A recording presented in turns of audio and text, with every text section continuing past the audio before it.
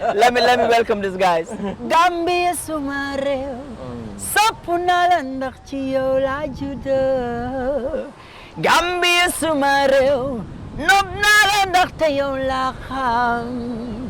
Gambia sumareo, buganalandak tayo figon. Gambia. Hello everyone, and thank you for tuning in to our channel on YouTube, West Africa Democracy Radio, Dakar. And of course, we are on FM in Dakar, 94.9, and we're on global, WADR.org. You can go to the Google Play Store and download our mobile application, WADR Live, to listen to us 24 hours, anywhere, anytime. Well, I am here in one of the beaches of the Gambia. In fact, it's been an amazing experience, and I'm bringing with you a very special person, one of the biggest stars in the Gambia here, who has been doing amazing stuff, churning out amazing music. He's even an ambassador, an activist.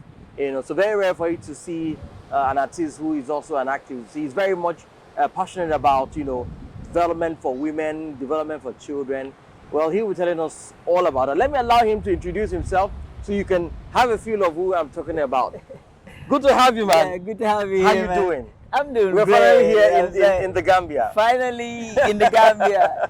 Sumareo, you know? Yeah. So it's a blessing to have you guys. Tell our viewers, who are you? You know what I'm saying? Greetings to each and everyone whosoever is viewing right now. This is your boy, I Barhama. Get the name, it's Barhama, a singer-songwriter and an activist. So, welcome to the Gambia. I like the part that you are an activist. Yeah.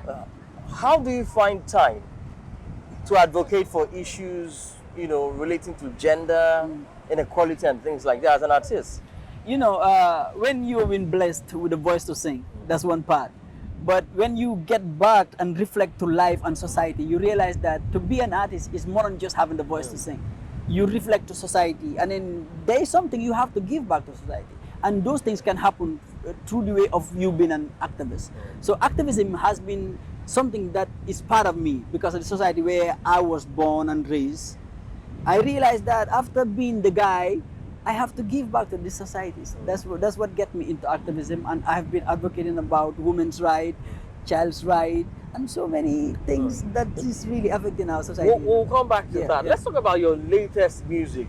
I remember when we came into Banjo, Sankle didn't let me. He didn't let me rest. I mean, he's behind camera now. I was like, you need to speak with him. His song is back. Tell us about this latest song of yours. You know, I did a latest song called Kuuba. Kuuba is a Mandinka word mean big thing.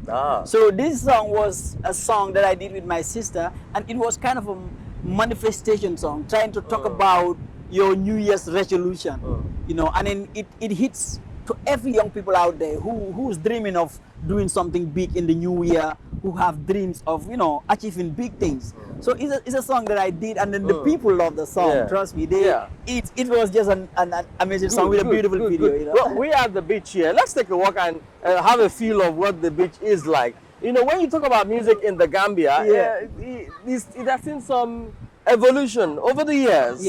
From Sona, the lady that plays the local instrument. Sona Jobate. I mean, she's a global star now. That has evolved to what we have, the hip hop, the Afrobeat. For real? How can you compare what we had back then and the type of music you are doing now?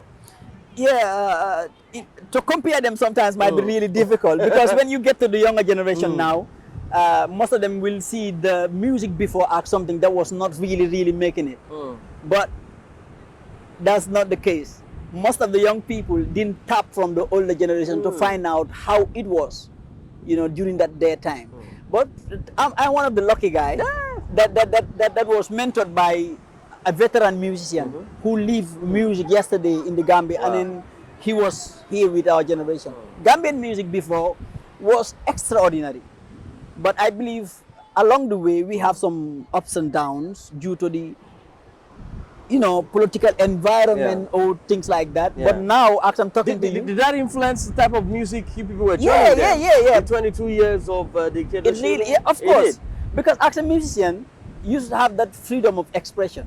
That's one of it. And then sometimes when you're right to express your views or what you think is being seized, then it affects your creativity. So that has been really affecting us as musicians. And then the support that we need from the system has not been really like When that. you say support, what kind of support are you referring to now? Okay, in every musical environment, of course, there must be laws governing the arts and culture industry, you know. Say perhaps like the census board, The copyright board and things like that. And then in the Gambia here, for years, I've been hearing about copyright here and there, but still now there is nothing that has been enforced. Musicians like us, we do make our music, we do stage our concerts, have sponsors from our sponsorships, have money from the ticket sales, but not from copyrights or whatsoever. Yeah. So which means people still play your music, people still download your music free of charge without royalties being paid to in the you, Gambia, the producer of that music in the Gambia. Yeah. But the fact that the wall is open, now you can be in the Gambia and get your music or work registered somewhere else. But it will be great if we can register our music in our own country. So well, let's talk about Afrobeat now. Afrobeat has taken over the world. I mean, you know very well. I was telling you about the Amapiano beat that came and swept through, and everybody just dancing to Amapiano. The Nigerian artists are mixing theirs with. Is Gambia looking at also doing something with Amapiano? Of course, we are already doing it. You are already doing it because you know Amapiano is the music of the moment. But one thing that I believe is different genres of music will come and go, but the root, the foundation of everything is the Afrobeat. The Afrobeat will forever remain, but time to time we will have R&B blend with Afrobeat. You will have dancehall blend with Afrobeat. But recently it's about Amapiano because young people want to have fun. Young people want to party, and that's what Amapiano gives you. So let's talk more about some of the music you've done. When you get into the studio, what do you really imagine singing, and who are those people you really want your music to touch? Most of the time, to be honest, my creative process, I don't even sit and thinking that this is the kind of special people that I'm singing for. One thing that I believe in is like creativity can come in every direction. Sometimes I can be in the studio and be inspired by something that a producer did, or listening to a beat, or sometimes just get there and feeling like, oh, I'm in a mood of creating something jumpy, something inspirational. So I just vibe with the mood. So whatever comes in, I create things based on that. But one thing that always inspire me is my environment, of course. I want to touch my people through my songs. Lately, we know stars like the likes of Burna Boy and the rest of them are being listed with winners in Grammys or nominees in Grammys. They've done collaborations with our big mommy, what's her name again? Angelique Kidjo and the rest of them. I want to see something like that. Is there a plan for you as an artist, as a star boy here, looking at doing, international collaborations? Of course. Every musician will tell you that you love to have collaboration with people from different countries doing different things, because through collaboration you also widen your fan base. There are people in the Gambia that know me, but maybe they are not used to Burna. Even how big Burna is, but they are not used to Burna's sound. Through me collaborating with Burna, we introduce Burna to a new crowd. To a new crowd. The Gambian audience. But for me, it's gonna be an extraordinary thing. You know what I'm saying? Because people around the world will start recognizing who Barhama is.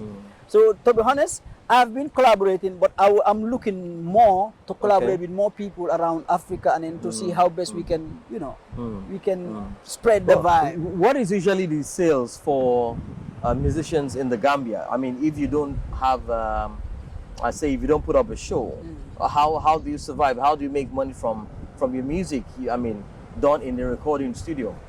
To be honest, from the music, it's really hard. I cannot tell you any way that somebody can make money from his music if not making shows. But another thing that most of our songs have been streamed on Spotify and digital platforms. Of course, that's one part, streaming platform. So we make money from that. But also, some of the lucky ones, not everyone, but some of the lucky ones do have the possibility of having few endorsements. So in other words, no matter how stressful it is recording in the studio, it's still a little thing that comes in. And maybe from the likes of Spotify, Apple Music and the rest Yeah, of them. there's little thing that comes in. That's why we also need other investors to come in, because you know it's a big industry, and I believe there are a lot of potential that one can have from it. So Well, talking about music, can there be a marriage between music and tourism? I mean, this is the hub of tourism in West Africa, whether you like it or not. It's the Gambia. So can there be a marriage between both? of course they can be, but let me introduce you to something. This is the coconut. Okay. You understand? We are in the beach, and then you know what it is. Alpha. Yeah, borom coco ñaata la? Coco ñaata la? Waaw jox ñu ñaar ma mosalal suma gan bi ni. Ñu jël ñaara? Waaw. So I can just take any. Menu waaw Can jël you be rinse it for me? Boy, menu be na bi rek. Ah. Wow, good. That's all right. One is 5? Yeah, well, it's okay. It's okay. Alright. It's okay. Waji. Boy, longo. Yes. Ndanan ga. This is the cocoa of the Gambia. That's right. Our cocoa is totally different from any cocoa around the world. You know, the Gambia is smiling because it's a bit I beg to differ. Ah. No, but I agree because I am here. So That is. Yeah, anything about the tourism and okay, there's a big connection between arts, culture, and tourism. And to be honest, when you look at Gambia as a whole, we have the Ministry of Tourism, Arts and Culture. yeah. But that ministry, to my own opinion, they put so much attention on tourism, but not to arts and culture. itself. And one thing that I believe is, if you embrace your arts and culture of the country, you don't even need to promote tourism. Because tourism, they get to a country because they want to know about the culture of that tourism. That country. They get to a country because they want to experience the arts of that country. And then Gambia is gifted on both sides. Culture is so rich.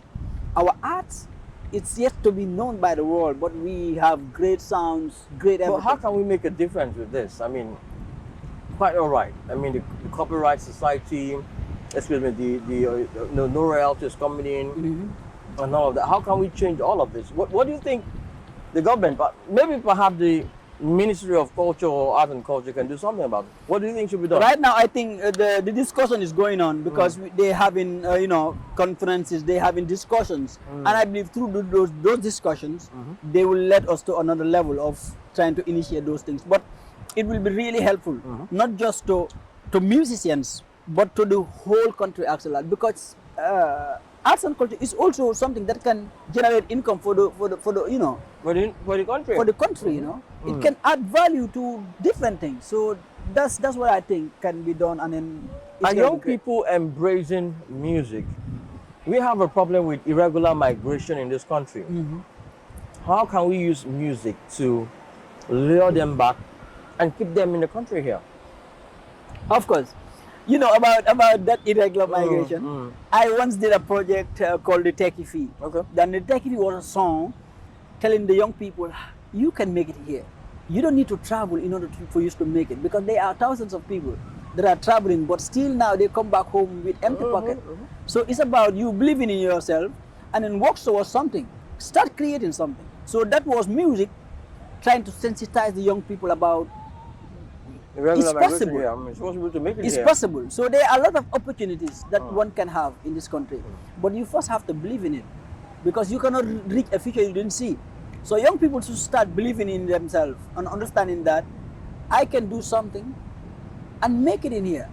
But I accept people traveling, but the illegal way of traveling is something that I don't really support. And I've been using my music to advocate about things like that. So right now, young people love what we do. What type of music do young people actually prefer? And are you able to also capture that of the older audience who are used to the old music?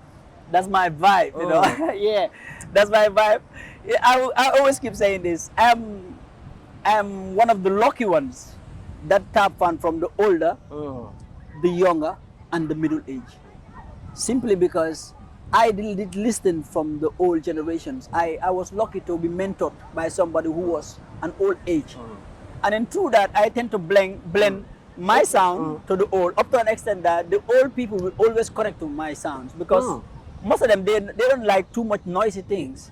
And the music we play now makes so much noise. So much noise. So we have to balance our creative process, understanding that we have to make for the young people because we are young, but we want to make something that will last. And if it have to last, there must be discipline musically, there must be discipline lyrically, and some other elements. You know, so there are so many societal ills: prostitution, irregular migration. There's crime. There's a whole lot of society ills. How can we use music to change all of this narrative, especially here in the Gambia? I keep saying that music is a powerful tool, and that is something really important. You know, music can change something that an imam or a pastor might not be able to change, because young people, there are ways of tapping them, and once they love music, you can talk about issues about the society.